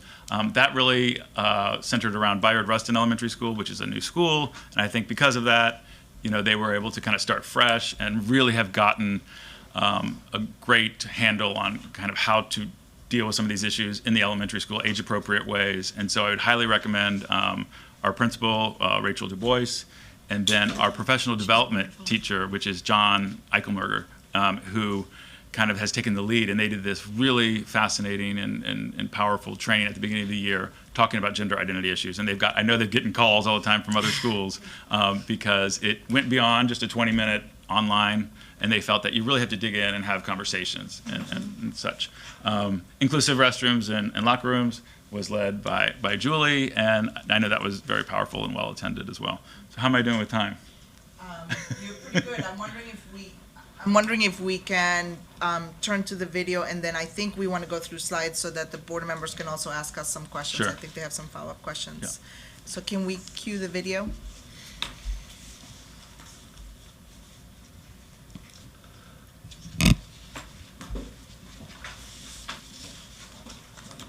Oh, it's on the laptop. Okay, so can you lower it? Yeah. Minimum. Oh, okay. That'd be all you. Yep. Hit that little play button. There you go.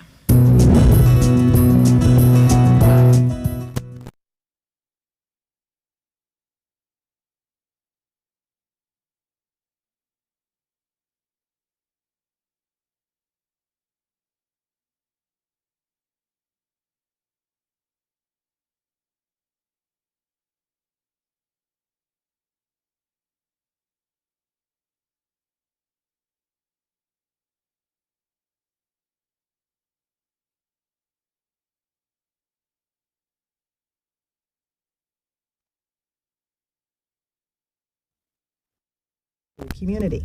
It's a community that has not been particularly well heard or represented in the work that we're doing as school system and in a lot of our school communities. And so I hope we'll come forward with a series of action steps and that we hold each other accountable to actually do that work.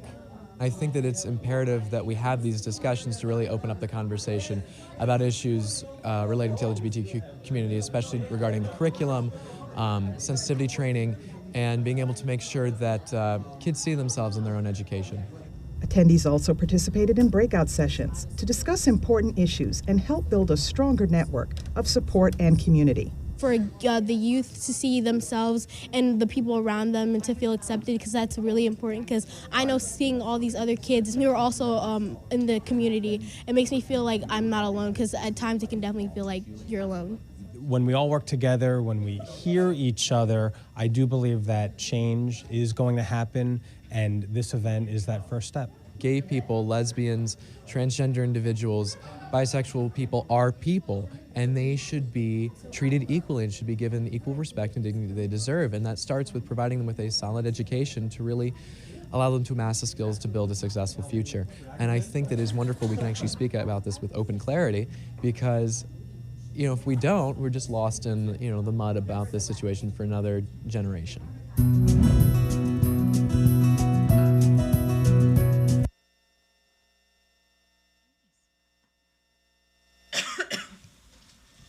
So thank you.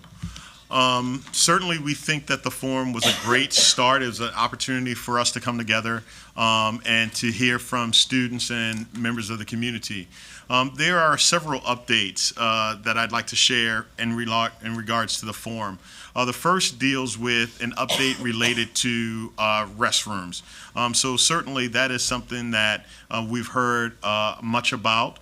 And we're able to report that almost 10 of our schools currently have gender-neutral restrooms, and that there are currently 15 school projects underway in the design phase that would also include gender-neutral restrooms.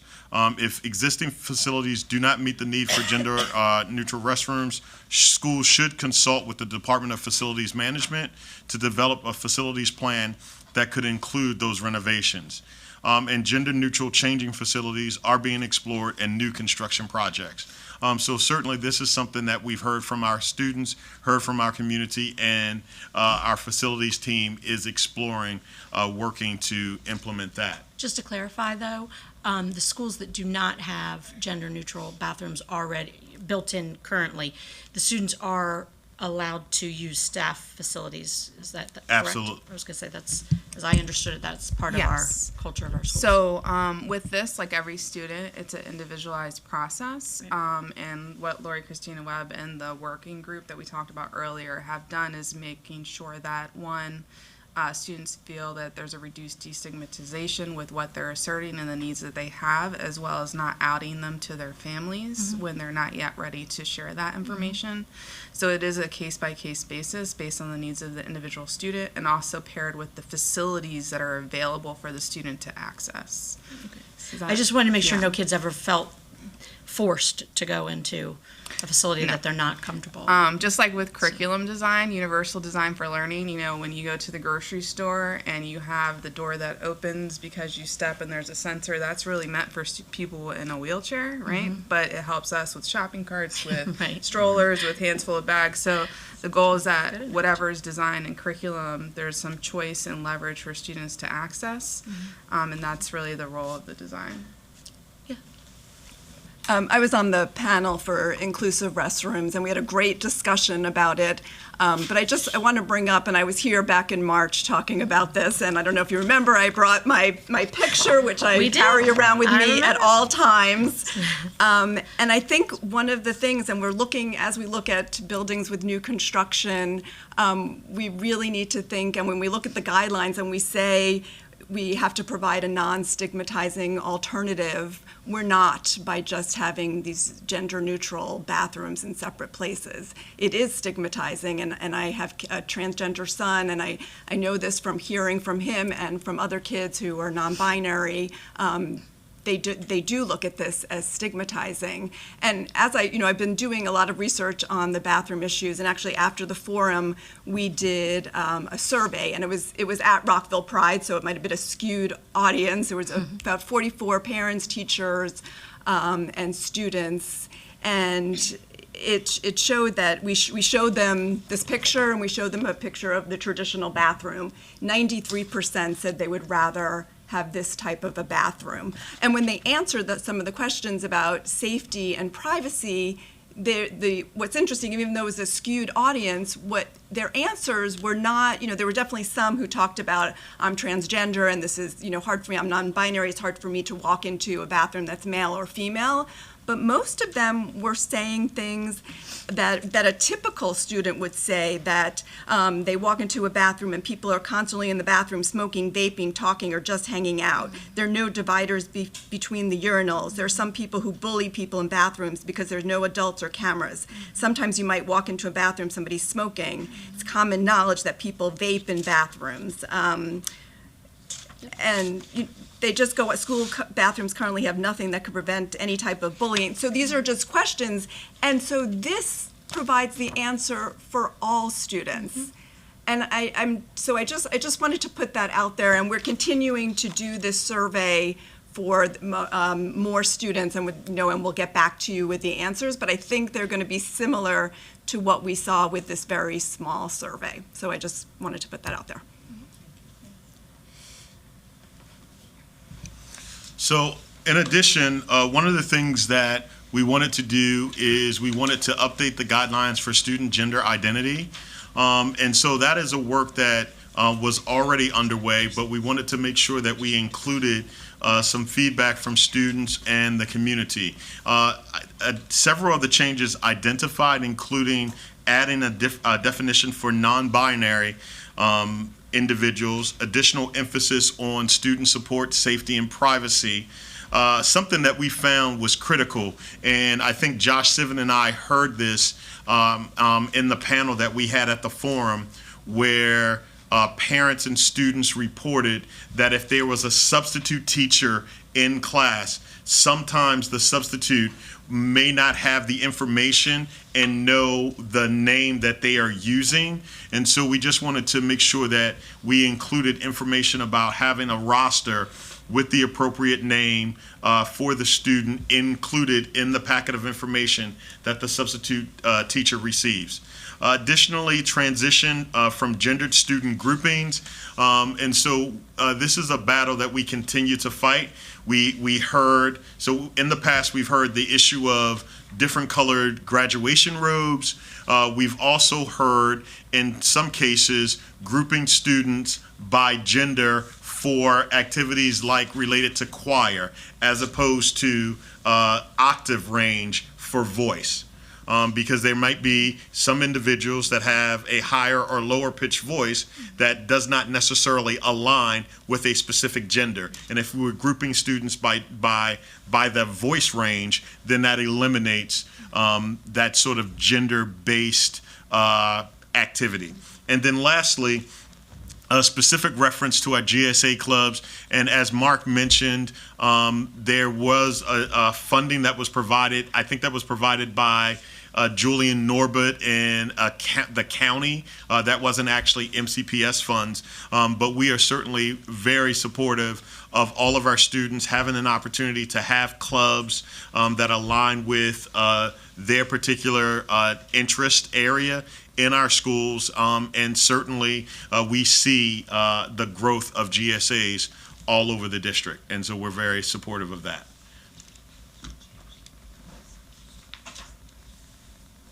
Thanks. So this kind of digs deeper into some of the forum updates that were there. I know it's hard to see, but what you have on the left is a Bayard Rustin sample of what they did. And they had a three-pronged approach, with one, professional learning for staff that extended and built upon the mandatory compliance modules. Then they had student education and parent outreach. The next one there is some best practices that kind of elevate and highlight what Dr. Bryce was saying, using gender-neutral terms. Instead of having a male or female bathroom pass in the classroom, you just have bathroom pass 1, bathroom pass 2. Understanding and including inclusive literature samples in the library as well as in the classroom for options for students, and the grouping strategies. We're not saying girls here, boys there, but maybe you're saying let's get in line order by height. You know, if you have on the color purple today, if you have on the color blue, if you're wearing gray, you know, like having some more equitable grouping strategies. So these were some of the samples shared. The one thing I do have to say is that, you know, it is an iterative process. And everybody has been really reflective in this. And what we do know is that it is an ongoing process, and we really do need to persist. I know explicitly in our trainings with health education, we really do call out LGBTQIA explicitly, and when we do, we also have to set some ground rules.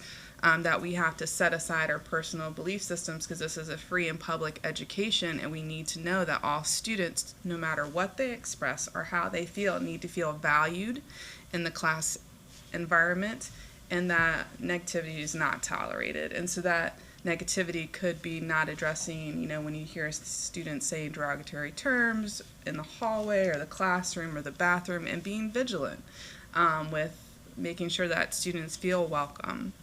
And so that also came from the student voice that we heard. But these were just some best practices that we're sharing. Let me just go this like that. Some other forum updates. This is what we kind of highlighted in our curriculum segment. The pictures there are one from an elementary school. It was a No Place for Hate kind of mural that was up in the school. And then the one on the bottom is the Allies for Equality at Blake. I kind of biased to that one because I go there to get student voice data from that work group a lot, and they have an awesome group that was recognized by GLSEN a few years back for their advocacy work with the Ally. What we do in curriculum is an iterative cycle as well. We need to research, keep current with subject matter experts, regardless of the content topic, but that we also are taking that research and that feedback from our stakeholders so that all students can see themselves reflected in the curriculum, like the mirrors window, maybe that they're not part of that culture or subculture, that they can look and see into another subculture to be able to relate to it, at least have empathy or have a common acknowledgement or understanding, and doors for them to actually be able to walk through that door and experience that culture. So this is, when we're talking about LGBTQIA, this is explicitly the case, that students see themselves. We were talking with a young man yesterday from a middle school and sharing stories of what they felt. And I'm not going to sugarcoat it. We know that there's issues. We know that bullying is higher in middle school. And it, like I said, it has to be a persistent effort of students working against it, you know, negativity in the classroom, parents supporting, teachers understanding, and an open communication to resolve. So the restorative justice and restorative practices, you know, like we have to have that open communication. So that is all in the health curriculum, actually, the communication, the understanding. But as a whole curriculum model from elementary through high school, we need to make sure that literature selected, dialogues that are presented, options for students to do research and advocacy projects in any curriculum or content embraces and is open to, so a student's not said, no, you can't do Stonewall as a research project. That's not part of whatever, you know, so that they're able to have that opportunity.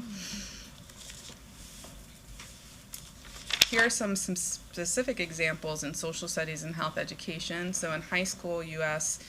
history, here's an example of how students can access information around gay and lesbian Americans with civil rights, as well as in health education. In 7th grade, the resource Bullied from the Southern Poverty Network was reviewed and approved back when we updated the 2014 framework, so that students can view that and see the information to be able to go through the difference between gender identity, expression, and sexual orientation, which I think touches upon what you said, how it is a lot of different continuum of what the student expresses versus what they feel and what their sexual orientation are. They're all different. And so in health education, we do have the opportunity to unpack that a little bit more. But there is a need for continued professional development for our teachers providing this topic so that they are comfortable having the dialogue and are well informed as well. So we continue to have those through our summer salary day opportunities. Actually, I think there's one happening right now for our health educators. This slide represents some specific feedback that was shared at the forum, as well as ongoing feedback that we've heard, and it digs into the fact that, although we have great resources available in the media center for students to see themselves, that we do need to work more with the benchmark advanced work that was brought on with the RFP to select more text in 2021. So there's going to be more done that are embedded in the actual curriculum that was approved. What we also need to see is we're going to take the feedback and go back into health education curriculum and dig into, when we're talking about disease prevention and control, to be able to explicitly highlight ways for female-to-female sexual intercourse or male-to-male sexual intercourse, to be able to highlight ways to reduce disease prevention in that way. We do have some that are in there, but it's not explicitly taught, so I think there's a need for going back and adding more resources, because that's a reoccurring point of feedback that our student voice has elevated. There is an ongoing need for increasing training for teachers on inclusiveness and what that means to have an inclusive classroom. I think it's more than just a couple of stickers on the door that says this is a safe place, but if you're in an elementary school, you're in that place all day. So we want to make sure that students have places to go and that teachers understand what building an inclusive classroom means, which aligns to our professional growth standard 3, which is a welcoming school environment. There was a really great idea about developing an LGBTQIA studies course in high school, so that is being shared with social studies to see if that is an opportunity as well. And to make sure that non-health teachers have resources that are actual practical and good use for them to address issues when they hear derogatory terms like the F word or saying that's so gay, and how do they feel comfortable addressing it and not tolerating that negativity. And then there's ongoing resources and forums in which we collect student voice and data. So in summary, we really this is another touch point with our community. We heard from teachers, we heard from students, we heard from parents, we heard from community advocates, and then we're going to take that information, take a look at what we're doing and how we can make sure that teachers feel a level of support, but also that they are held accountable for making sure that they're having an inclusive classroom, implementing an inclusive curriculum for all students. And then this next slide is just a sample of some of the literacy texts that are approved and in place for students. Great. Good to know. Very good.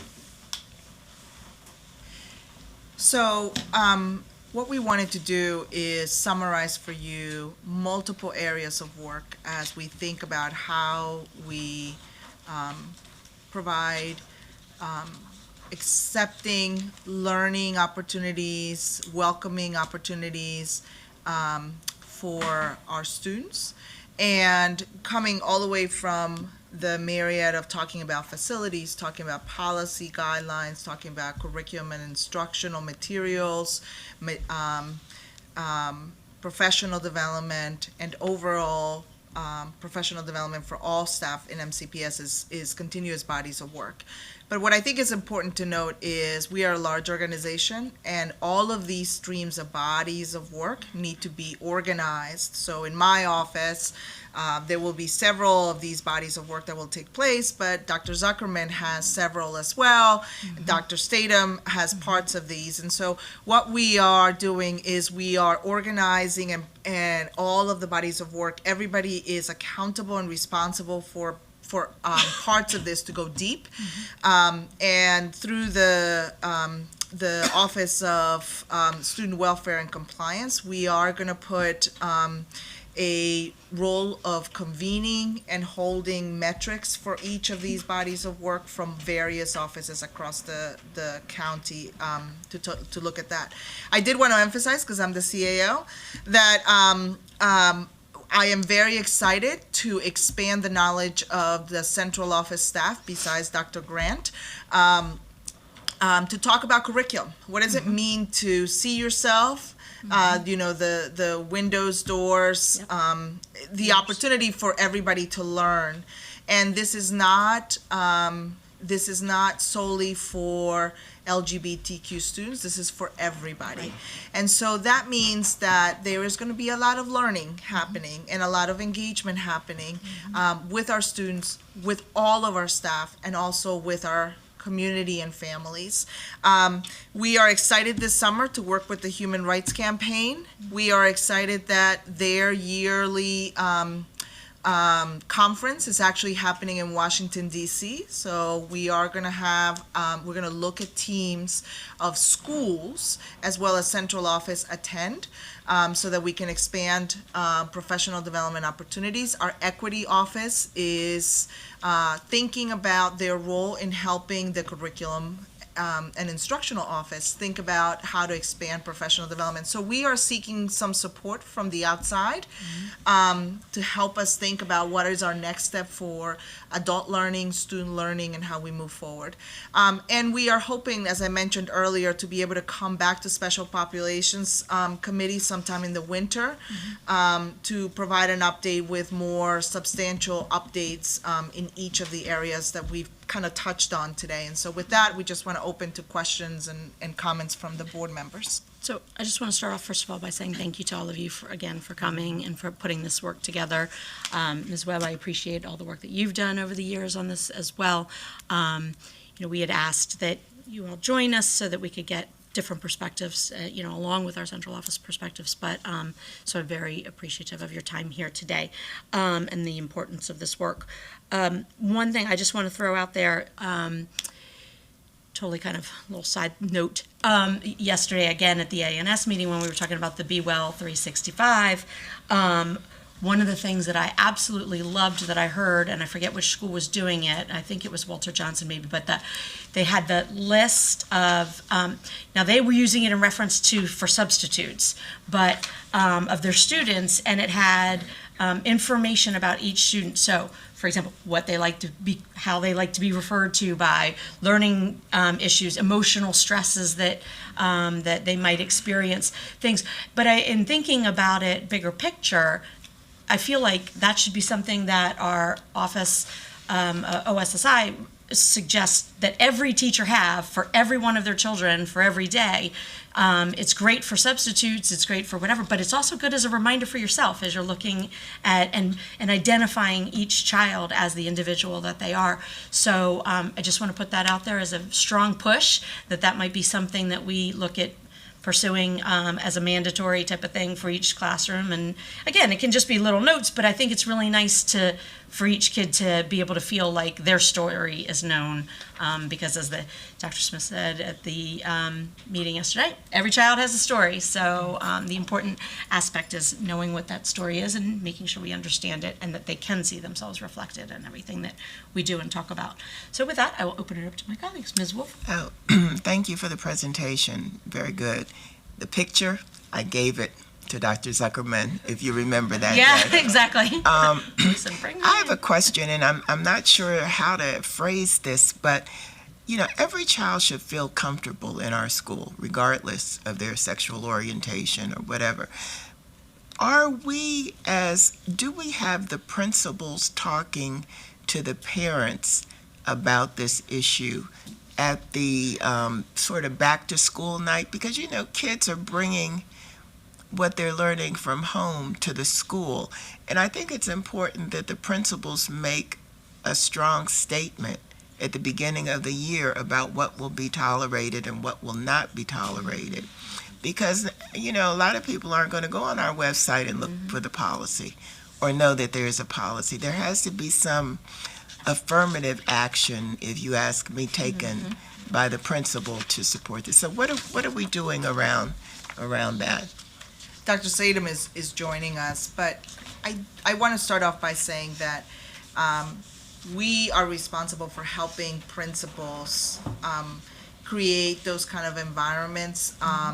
And when Rachel was there presenting what Bayard Rustin had done, this had been collaborative work.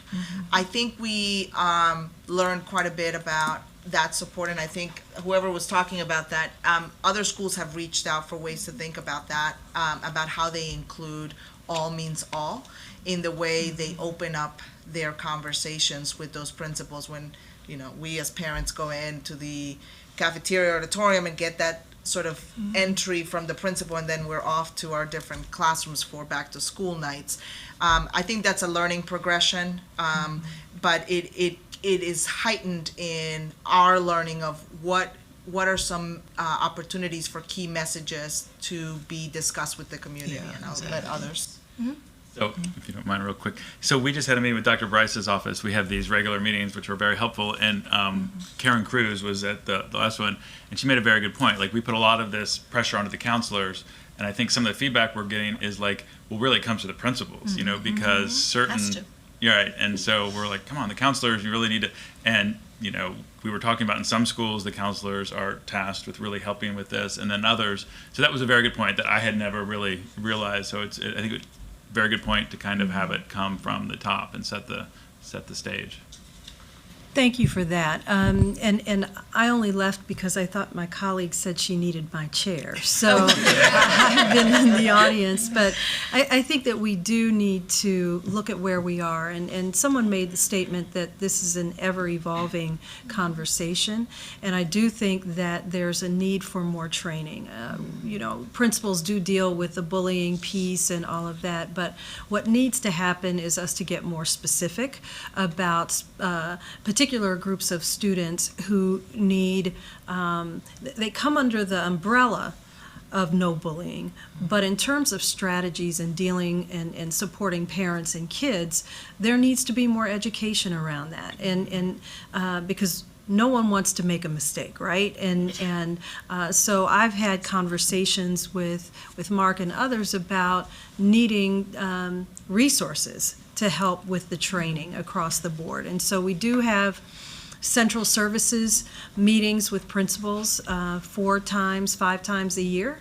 And these are the kinds of topics that I think would be very, very helpful so that everyone's getting the same information at the same time. Even the different terms are increasing. So in looking at the Equity Matters, there are more letters that are added. And we want, in education, we want to take care of our kids, and we don't want to offend anyone, but we need to be educated. So I'm just being very honest about that, and there's more work to do around that. I just had one other question. With regard to graduation robes, they're not all one color at every school yet, because I did notice that girls, if you want to call it, girls had on one color at one school, boys had on a different color. So are we working towards making that gender neutral? So I think what we're working toward is giving students the option so that there's no longer, if you're a female, you have to wear the white robe, and if you're a male, you have to wear the blue. I think what we're trying to work toward, because we do want to, in some ways, honor the school color tradition, but we're working towards giving any student the option of which they want to wear. I also heard some schools were doing it based on like your alphabet name. So like half of the school was doing, or some are doing just one color. But I'm talking about the ones that are doing 2 colors. It wasn't so much about gender. It was more about like A through L is in this color and whatever. That's fine, just as long as the process was gender neutral. Yeah. So I think when Ms. Dr. Grant talked about the journey, I think that this is part of it.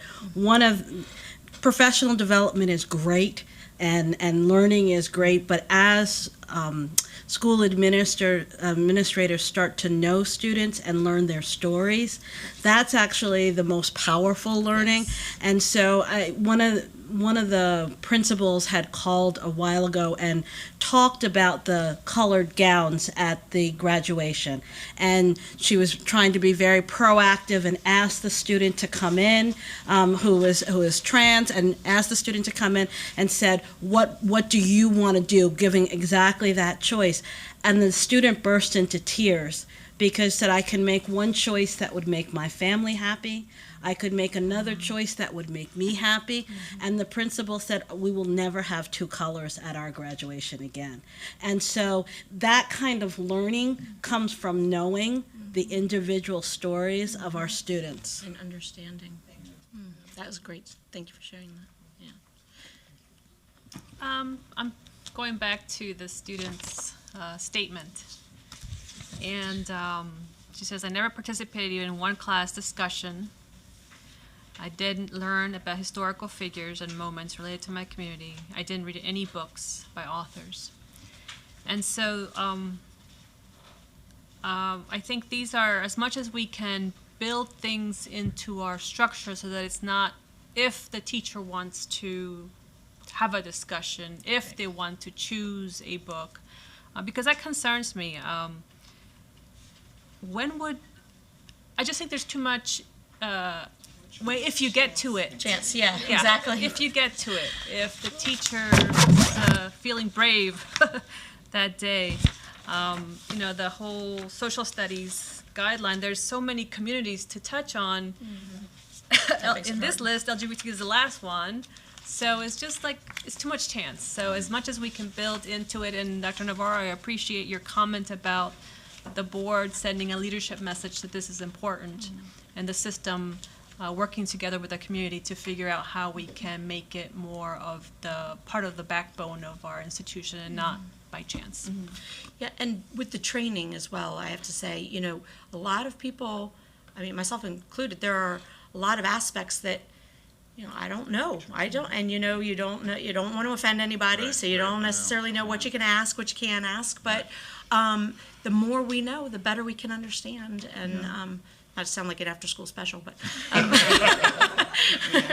but I think that, and not leaving it to chance to make sure that people are put in a position where they are being taught about all of these different aspects and have the opportunities in a safe space to ask questions and to really truly understand and to teach what needs to be taught so that all of our kids can see themselves, I think is really going to be very, very important going forward. So right. Did you have something? Yes, and I do want to say that, the ongoing challenge as we've journeyed through the 2007, when we had scripted lessons, that every teacher had to read the exact same thing and say the exact same words, to moving towards a more open forum where teachers and health education could. Just going through that growth process, I had to have very difficult conversations with teachers when we moved the content from 8th grade to 7th grade, and they were like, what? I was like, if you're not comfortable teaching this, then we need to think through the content that we are required to teach as mandated by the framework. And so these are difficult conversations because you can provide support, but people have to be open to it as well. And so that's why it has to be multiple tiers of support from staff to students and families, because when we have staff that are refusing, then we need to go to other levels of support. We also have to extend the learning as well to talk about the ally. Just because we have LGBTQ, you can be an ally and still assert your biological gender that you were born with, and there's nothing wrong with you as that as well. So just moving through that, but I would be remiss if I didn't highlight the end of the article that the young lady wrote, where she did say, in my senior year, I did a project on gender expression where I discussed my use of clothing to showcase my identity, not just as a woman, but as a gay woman. My teacher encouraged me to discuss my own experiences and expressed a genuine interest in my perspective. She was open and willing to learn, and I felt safe and supported.